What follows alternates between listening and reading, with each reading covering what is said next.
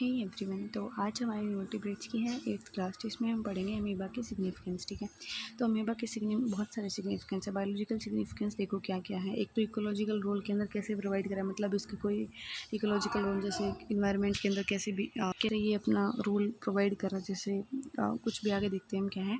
Cellular biology के अंदर के सेल की स्ट्रक्चर का स्टडी करने में, तो ये सब में भी सेलुलर बायोलॉजी में भी अमीबा क्या करता है, अपना रोल प्ले कर रहा है। साइंटिफिक रिसर्च के अंदर कि हम कोई चीज़ की रिसर्च कर सकते हैं, ड्रग वगैरह कोई भी मेडिसिन वगैरह प्रोटोजोआ पर रिसर्च करनी है तो।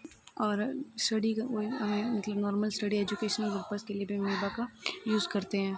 ठीक है, तो देखते हैं कैसे होता है। तो फर्स्ट है हमारे पास fundamental model of protozoa structure and function, मतलब कि प्रोटोजोआ की अगर हम स्ट्रक्चर और फंक्शन को स्टडी करें तो उसके लिए फंडामेंटल मॉडल कौन है, अमीबा देख सकते हैं हम। ठीक है, जैसे कि हमें पता है कि अमीबा को मैंने आपको लास्ट क्लासेस के अंदर बता रखा है कि अमीबा क्या बनाता है, सूडोपोडिया बनाता है। किस चीज़ को कैप्चर करने के लिए, फूड को कैप्चर करने के लिए और लोकोमोशन के लिए। तो वो सूडोपोडिया हमें क्या बताता है, देखो उसके हम ये पता कर सकते हैं कि प्लाज्मा मेम्ब्रेन की फ्लेक्सिबिलिटी कैसे मेंटेन कर रहा है, वो कैसे मतलब इतनी आसानी से इतना मतलब सूडोपोडिया एक्सटेंशन अपने साइटोप्लाज्म जो अपना प्लाज्मा मेम्ब्रेन को उससे एक्सटेंड कर पा रहा है, उसको वापस रीगेन कर पा रहा है। तो उसकी फ्लेक्सिबिलिटी को हमें देखने में मदद करता है। ठीक है, उसकी क्या स्ट्रक्चर है उसकी सेल मेम्ब्रेन के अंदर, वो भी साइटोप्लाज्मिक स्ट्रीमिंग को देखने में मदद करता है। जैसे जो भी साइटोप्लाज्मिक सूडोपोडिया वगैरह बनते हैं तो उससे क्या पता चलता है हमें ये पता कर सकते हैं ना कि हमें पता है कि वर्टिब्रेट्स या हमारे अंदर जब भी कोई भी ऑर्गेनेलिज की मतलब जो प्रोटीन वगैरह ट्रैफिकिंग होती है तो, और या फिर कुछ भी अगर मूवमेंट होती है तो उसके लिए पता क्या है, साइटोप्लाज्म हमें पता है कि हेल्प करते हैं जो।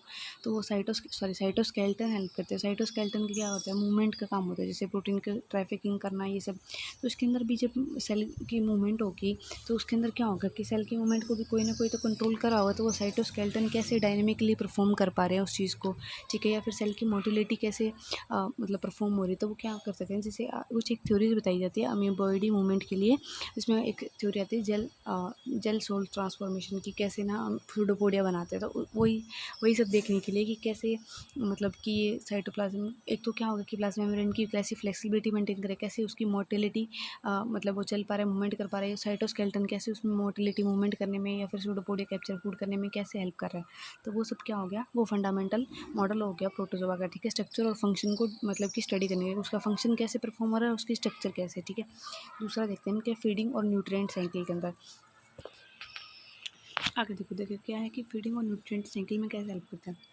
हमें पता है कि ना जो अमीबा है वो क्या करता है, फेकोट्रॉफिक हिटोट्रॉफ है। हिटोट्रॉफ का मतलब जो अपने फूड के लिए, अपने भोजन के लिए दूसरे पे डिपेंडेंट। ठीक है, तो हमें पता है कि ना फेकोट्रॉपिक हिटोट्रॉप है। हिटोट्रॉप जो दूसरे पे डिपेंडेंट हो अपने फूड के लिए, और फेकोट्रॉप जो इनगल्फ करे। तो फूड ये क्या करता है, तो ये क्या करता है कि ना मतलब कि इनगल्फ करता है बैक्टीरिया, एल्गी को, या फिर कोई भी ऑर्गेनिक डिब्रीज हो गया, मतलब डेब्रीज हो गया।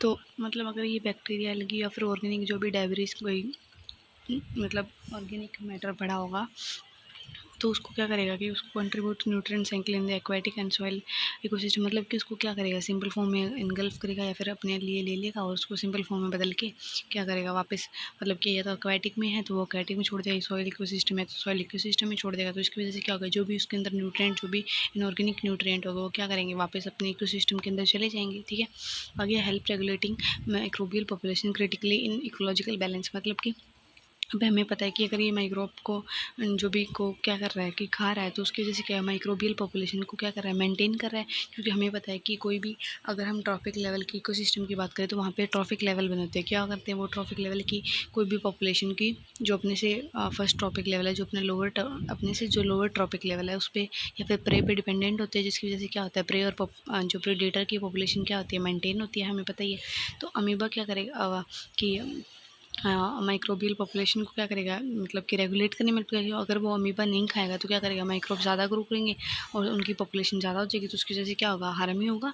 तो कोई भी चीज़ की ज़्यादा होना क्या होता है, हार्मफुल ही होता है। तो ये क्या करेगा, माइक्रोबियल पॉपुलेशन को कंट्रोल करता है। ठीक है, जो कि इकोलॉजिकल बैलेंस बनाता है। ठीक है, आगे देखते हैं कि आगे क्या है, इकोलॉजिकल इंडिकेटर कैसे है। देखो, they are sensitive to change in water quality, make them useful for assessing aquatic ecosystem health. मतलब हमें पता है कि जो अमीबा है ना वो क्या करता है, जो वाटर के अंदर अमीबा रहते हैं तो वो क्या करते हैं कि वाटर की क्वालिटी पे कि मतलब कि सेंसिटिव है। अगर वाटर की क्वालिटी थोड़ी सी चेंज होगी तो वो वहाँ पे ग्रो नहीं कर पाएंगे। ठीक है, या फिर वहाँ पे रह नहीं पाएंगे।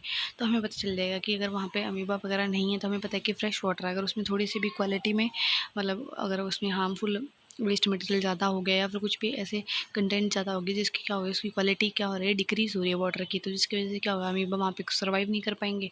तो हमें पता चल जाएगा कि हाँ भाई जो एक्वेटिक इकोसिस्टम उसकी हेल्थ सही नहीं है, या फिर वो हमें उसके बारे में पता चल जाएगा कि कैसे इकोसिस्टम है, उसके अंदर न्यूट्रिएंट कैसे हैं, मिनरल कैसे हैं, या फिर उसके अंदर वेस्ट मटेरियल कैसे, तो वो सब हमें क्या करता है, इंडिकेट करने में हेल्प करता है इकोलॉजिकली। ठीक है, आगे देखते हैं कि आगे क्या है, teaching ads and research organism. ठीक है, तो इसके अंदर क्या है, अमीबॉयडी मूवमेंट या फिर साइटोकाइनेसिस हो गया।